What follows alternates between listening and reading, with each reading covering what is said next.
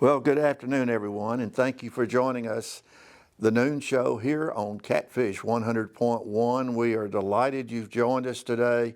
We're going to have a great conversation today. I'm so privileged that we've been invited to talk with the leadership of the Alabama League of Municipalities, and I have the great pleasure to be joined today by Mayor Mark Saliba of the great city of Dothan down in the Wiregrass. Mark, nice to meet you. It's nice to be here. And Mayor Sherry Sullivan of the lovely town of Fairhope, which I think everybody in the state loves Fairhope. Thank you. I sure do love it. Yeah. Both of these individuals, Mark is serving as the current president of the Alabama League of Municipalities, and Sherry, you're the vice president. That's correct. So I've got the dynamic duo with us today. So we're so glad that you've joined us. And to Lori Johns, let me thank her for inviting us to participate. This is really a rare pleasure. Thank you so much. Now, Mayor, you've been serving in Dothan since 2017, I believe. Is that correct? That is correct. In my second term, 7th year, I'd have to choose to run again next year. So you will be running again? Yes, sir. Okay. Is that a new announcement? That's good. That is my plan. Okay, well, good. And Mayor, you've been you're in your first term, I In believe. my first term, I am. And how's that been? It's been good. It's been, there's been a learning curve, obviously, but it's been great. Yeah. It's been great. And both of you, I read both of you's bio. I do my research. One of the things that impresses me with most effective mayors, you both have extensive professional and business backgrounds. You've been both successful, and also threaded through there's a lot of civic engagement and public service. So you've really been preparing for this for a while. You feel like you're prepared until you take office. But no, again, I love Fairhope. My daughter is a 5th generation, been there for a long time, wow. and just really Yeah. want to serve the community and make it better. And Yeah. I think that's why anybody runs for office. It's a lovely place. Yes, It's it is. And Mayor, I was actually down in Dothan not too long ago, not for long, about half a day, and but Dothan's always been kind of a linchpin of the Wiregrass, and you're in an interesting geographic area of the state, and I know you're seeing some good progress. We are, and at one time we felt like being where we were geographically might have been a weakness, but in actuality it is a strength. Yeah. Within 50, 60 miles of Dothan, there's 450,000 people picking up Georgia and Florida. So That's right. we are the metropolitan city of the area. Yeah. And to get to any other city as large as we are, you have to go 100 miles in any direction. So, That's right. So That's right. for medical and retail, jobs, quality of life issues, then we are. You're just kind of the center of that region of Alabama, and you do serve parts of Georgia and Florida. Yeah. For instance, during the COVID pandemic, that was, a lot of people came from Florida and Georgia to our hospitals. Okay. Well, let's talk about the league for a minute. Both of you are in leadership roles. You've been involved with a while. The Alabama League of Municipalities, I think, if I'm not mistaken, has been around since 1935. That's right. A long time. Yes. Let's talk about what is the league? What's your purpose? Well, the back to that, how old we are. We're going to be 90 years old next year. Isn't that something? It is awesome. It is. So it's a grand organization made up of officials, city commission, and mayors, and towns and cities all over the state of Alabama. Right. And that's really a lot of the strength of what we do, is having the ability to communicate and connect and collaborate on the daily challenges of city government every day. And so the organization helps to meet those needs that we come in. I can call Mayor Sullivan and say, hey, how did you handle this with your water or whatever? And it really doesn't matter about the size of your city. We all have some of the same challenges. They are similar, I would suspect, just a little bit different size maybe. And money is all. Well, always money. Always. Always money. And Mayor, what is, to you, why did you, get involved in the league, but you've become a leader in the league. What is the purpose that drives you with your involvement in the league? I think one thing about the league is that it gives us the resources to strengthen Okay. ourselves as leaders in our communities, also to strengthen our communities, again, with advocacy. You know, we're really close with their team on, their legislative team on working with legislation at the state level. That's right, And yeah. if there's local things that we need to address at the state level, they're always happy to help us navigate that. So again, I think that the resources that the league offers, not only for, again, you know, towns Fairhope size, but any size town throughout the state of Alabama, it really helps us all work together. Like Mayor Saliba said, you know, talk about communication and collaboration. We're able to lean on each other and just build those relationships that will help you better serve your community. Yeah, with how many, 400 plus, I guess? 465. 465. Cities and towns, towns and cities. It's a pretty powerful voice. It is a powerful voice, and it is, especially as Mayor Sullivan was mentioning, when we speak about, you know, some of the legislative advocacy that on both the state and the federal Right. level, it really means a lot. But because we representing, you know, friends and families and neighbors, That's right. and we, you know, it's a lot different than maybe state and or federal, especially federal, and because we see these people in the grocery stores and the churches. That's and, right. and That's our right. businesses as well. Yeah, at home, I often talk with our mayor, who's a dear friend, and we often talk about, you know, the role of the mayor, the role of that county commission, not county commissioner, but city commissioner, city council person. And sometimes we forget they are our neighbors and friends. We look at them a little different because they're, quote, in politics. But you really have a role in civic engagement as a mayor. We really do. And again, you know, like Mayor Saliba said, I mean, we believe, I think at the league, and I think Mayor Saliba would agree with this, we believe that local government is the best government. Because you're the front line there for your That's right. neighbors and That's your right. people you go to church with. So we do have a lot of community engagement, which Right. we've said this earlier today. You can't fix a problem that you don't know about. That's and true. that's one thing they feel very comfortable communicating that, and that's That's why true. local government is so important. Yeah, and Mayor, I would think it's part of your role to encourage that kind of civic and volunteer involvement in the community. Absolutely. You know, it doesn't matter if you're speaking to a Kiwanis Club or Rotary Club or whoever. Right. You know, somebody will invariably come up and say, "How can I get involved?" And those are the questions you love. Yes, instead of fussing at you. Yeah, because there's so many places to plug into. Right. You know, whether it's in some of those civic clubs, whether that's in the schools. I mean, you know, just think about your public school system where you know, you can go and read to children, mentor children, and just influence, just you, one child, influencing them, how much of a difference you can make in one person's You life. absolutely can. And we need, that's the type of civic engagement that we really need, is people giving of their time. That's right. And in a society where we have so many disagreements, Sure. public civil, you know, disobedience and civil, just fighting at each other. Well, and But the mayor can actually influence the positive side. we can, and I think, you know, the civic engagement is getting those people involved in your municipal government, having them serve on city boards, whether it be Right. a personnel board or a Parks and Rec, anything like that, planning commissions. I think helping them engage in city government helps them understand the challenges that you face. Yeah, absolutely. And makes them part of that process, which I think is always helpful to people. Yes, and I know you also, as a league, have an important role in the professional development of our leaders at city level, our mayors and our council members. Tell us a little bit about that process. Absolutely. Well, we're proud of our new Certified Municipal Officials program. The Certified Municipal Officials Training Act was just done this past year in May of '24. Comes into an effect in January. And so it really speaks to some of what I have seen. I've run 2 times. 2 terms, and a lot of people that talk to me about wanting to run for a council position or a mayor's position, or if they've never done that before, never been engaged, they may not know exactly what that job entails. Okay. And so the Certified Municipal Officials program helps them to be educated in that way. Just like with any other, whether that would be builders and realtors and getting their, credit, what do they used to call it, CEs, Yes, CEUs, or yes, whatever. right. You know, it's the same thing for a municipal official.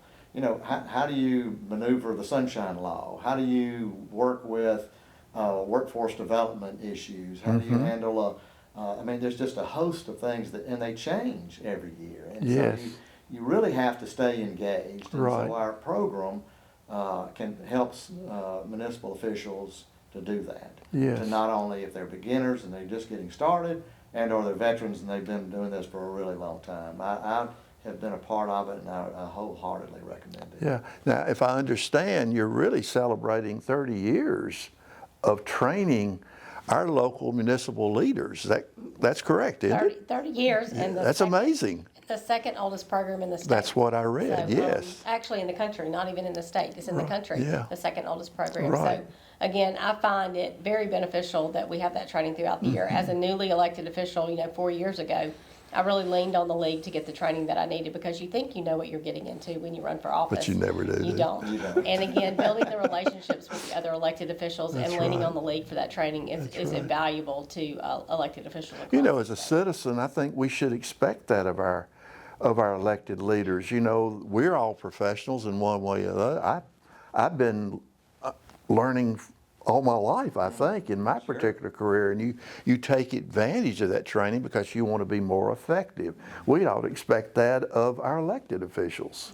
And I think that's exactly what the Training Act Yes. that's passed tries to do. Right. It hopes to encourage all of our elected officials to do that.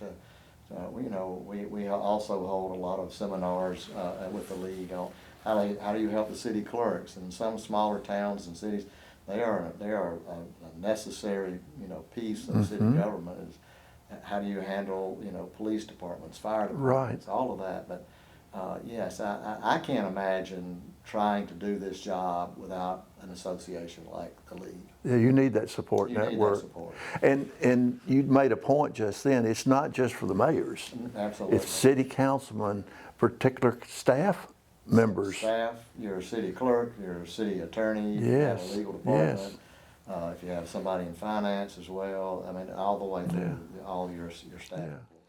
Welcome back. It's Catfish 100.1. This is the Noon Show, and we're having a delightful conversation with the leadership of the Alabama League of Municipalities.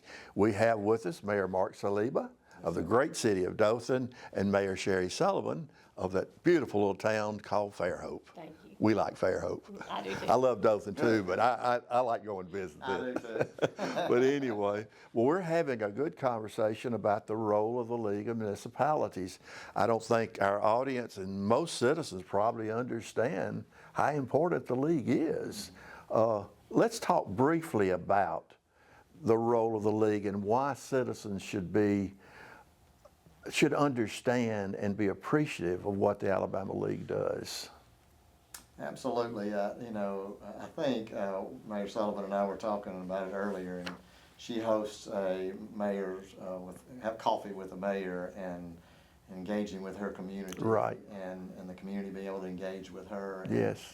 And so the role of the Alabama League of Municipalities is to help her to be able to stay on top of all the issues and be able to speak to some of the things. If she has something that questions, she can call up in Montgomery to the league here and the league staff and get help, whether it's with a legal advisory or whatever it may be. But I think it's just a great support staff. Yes. For your elected official is That's one right. way to maybe look at that, what the That's league of right. municipalities can and will do. Yeah, and it also connects you with other mayors.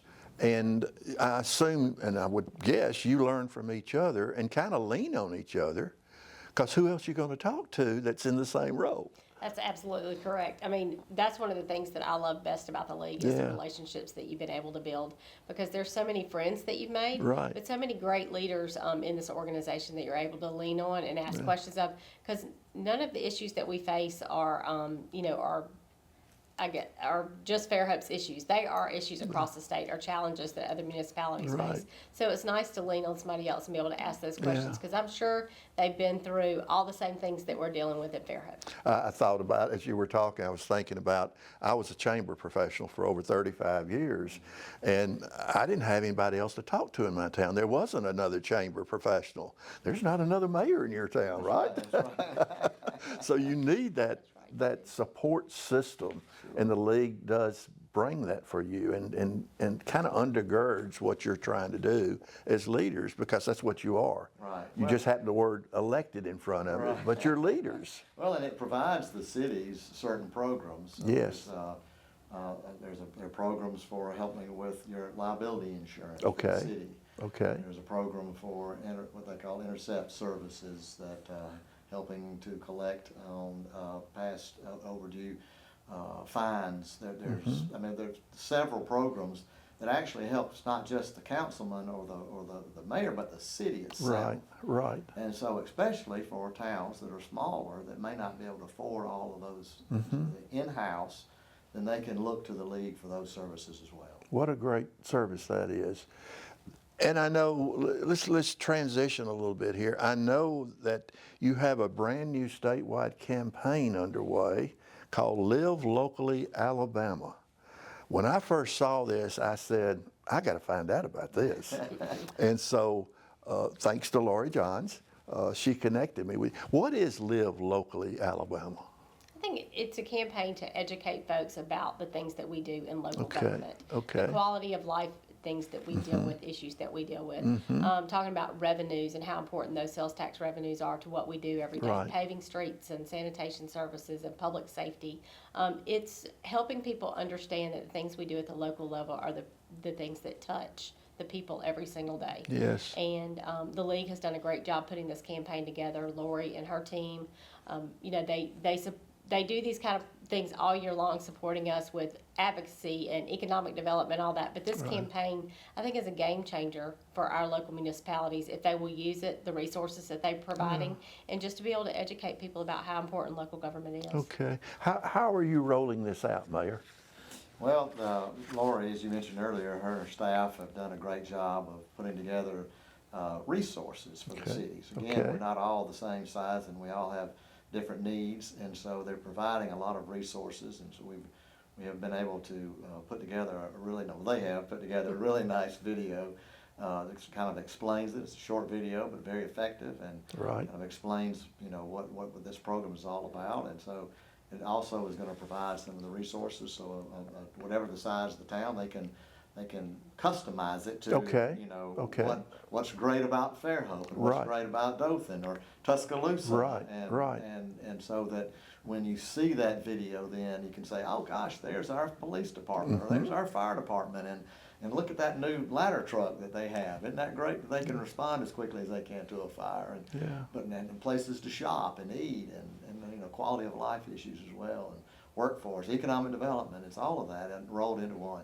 Yeah, and around my area, we talk about livability a lot, because we think livability is the key to a lot of really good things, economic development especially, but there's so many pieces of livability, and sometimes we, the citizens, love to fuss about what we don't have.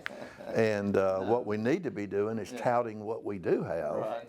And so I'm looking forward to the campaign. I know we've already committed to be part of it at my group. There's 8 radio stations in our group, and we're looking forward to supporting our municipalities, because we've got several in our county.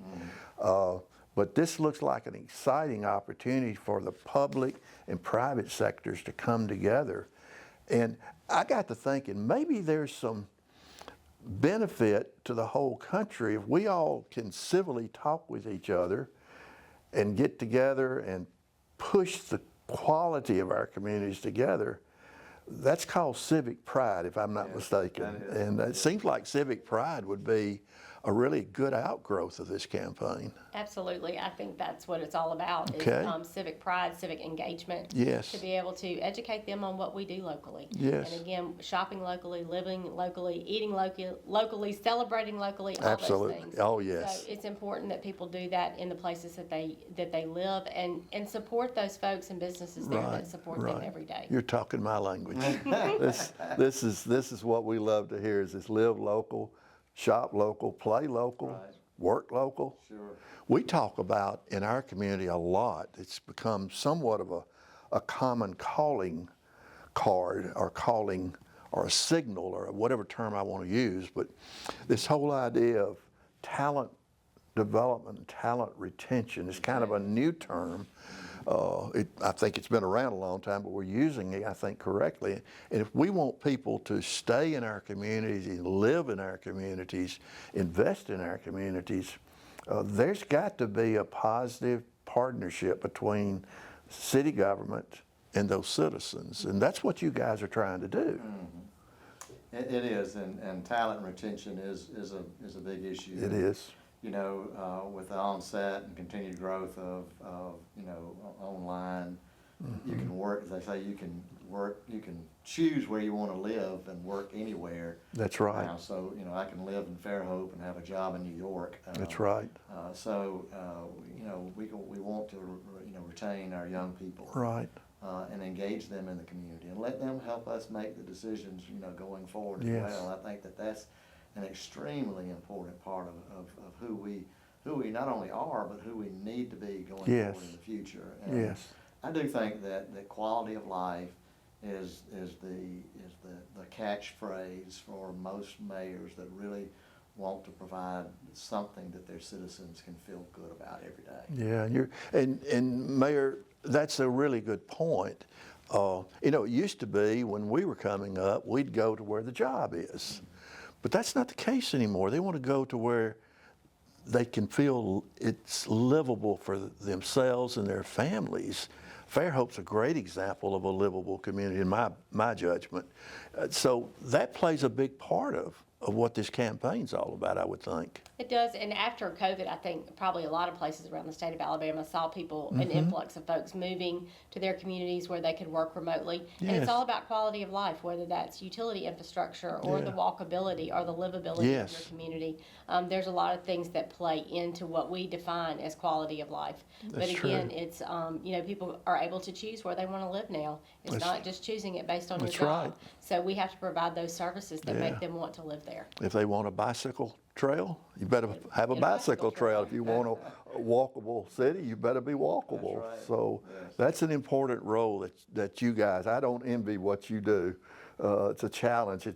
I admire those who are willing to give for public service, and that's what you guys do. And that's what the league's all about, is trying to help us as citizens understand the essential role of a mayor, but also the impact that you can have on civic life, which obviously I'm a big advocate for. But before we close, let me ask you both a couple. Are there some issues that are coming up that the citizens might need to know about that the league wants to address? Anything coming up? Well, that door just swung wide open there. Because there are always, you know, things that I think- kind of knew I was kicking the door open. Yes, you did, and that's okay, because that is what the league is about as well, Yeah. addressing the needs. You know, and again, I think this would be anywhere. I think that how we and what we invest in our young people is important. K Okay. through 12 especially, but Okay. creating pathways from that to careers, not only just, you know, college educations, but careers. Yes. You know, with a labor force rate of participation rate that's low in the state of Alabama right now at 57%. That's correct. It is. You know, we got to improve that. Yes, sir. And so I think that is an issue. If we want to continue to recruit large companies in here, we've got to do better about that as Yes. well. But when you invest in a young person, you touch a myriad of other topics from family life to mental health, to emotional health, Yes, yes. to better pay.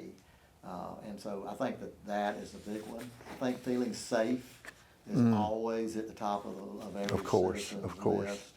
Is I want to feel safe. I want to feel safe in my home. I would think that's a priority for everybody. Everybody. Yeah. And so how do you not look at just one piece of legislation, but how do you holistically look at Yeah. a whole body of legislation Right. that makes our families feel safe?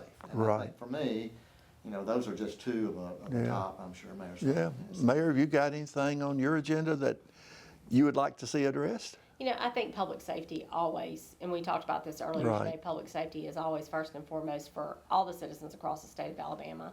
And I think that's an issue that's not going away. People want to feel safe in their communities, and Yes. they want to know that you're funding your police department and you're doing things you need to Right. keep people safe. Right. I think too, here at the league, it's important for us to continue to educate our legislators on what we do with our funds at the local level, and to make sure they understand that when they're cutting taxes at the state level, that doesn't necessarily mean that we can do it at the local level. Right, right. Because we do use those revenues to pave streets, to provide for police officers and fire protection, and fund our schools. So those revenues are important to our Right, communities. right. To provide quality of life services too, new ballparks and pickleball courts and trails. What all there is, That's gracious. right, all the things that we have to Yes, offer. So I think yes. it's important that we continue to educate, our state officials on how important those revenues are. Yeah, I think our citizens need to understand the connection between the state legislature and our local municipal governments a little bit better, that there is definitely got to be a partnership in place with your local delegation working together with the legislature in total as the league. It seems to me that's an important role for the league. Well, and if you consider that, most of the towns and cities in the state are nonpartisan, and we don't, our issues are not typically Republican. or Right, that's Democrat. true. They're about taking care of again, your neighbor and your families.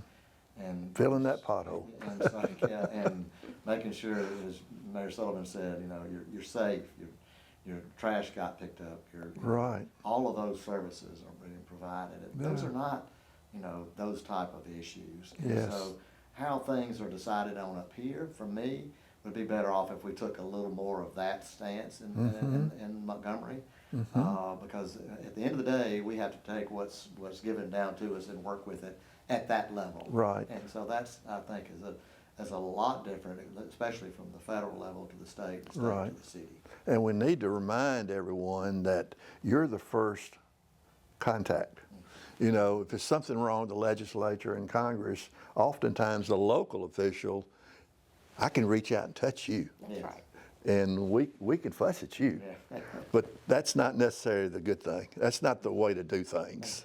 It's not necessarily a good thing, but I always think it's important It is. to listen to people and Yes, communicate with absolutely. them. And help them understand Yes. the delineation between federal government, state government, and local government. Right. Because there are some things that we just really don't have any control over. That's true. That happens at the federal level. That's true. But again, I think all of us go into this public service wanting to help our community, and if it's Mm-hmm. just offering that listening ear and helping them feel better about it, we Yes. might not be able to do anything, but I think people just want you to be there and listen and hear their concerns. Well, we want to encourage you because we believe this Live Locally Alabama campaign maybe can bridge some gaps for us all. And I do like the part about the civic engagement. I'm kind of passionate about that. I think every citizen has a responsibility to be civically engaged at some level and give to the community, because the community gives to us whether we want to admit it or not sometimes. So what you're doing as a league and what you two are doing in your own municipalities, I admire you for that and congratulate you for what you're doing, the leadership you're providing. We're going to run out of time. There's a bunch of other questions I could ask, but I want to thank you, Mayor. Thank you. Both mayors. Yes, sir. Thank you so much. Best wishes in Dothan. And I'm going to come to Fairhope soon. Because see us. when I come down to the beach, I always go eat in Fairhope. Good, come see us. And do a little walking. Love to have you there. And Mayor, I love Dothan too, but I like Fairhope. Well, if you want to, cut through Dothan, spend a little money there. I could cut down that way. And head on down to But Fairhope. It'll be okay. best wishes to you both. Thank you so much for giving your time. Folks, thank you so much for being with us today. This is the Noon Show in Tuscaloosa, Alabama, Catfish 100.1, and we'll see you later.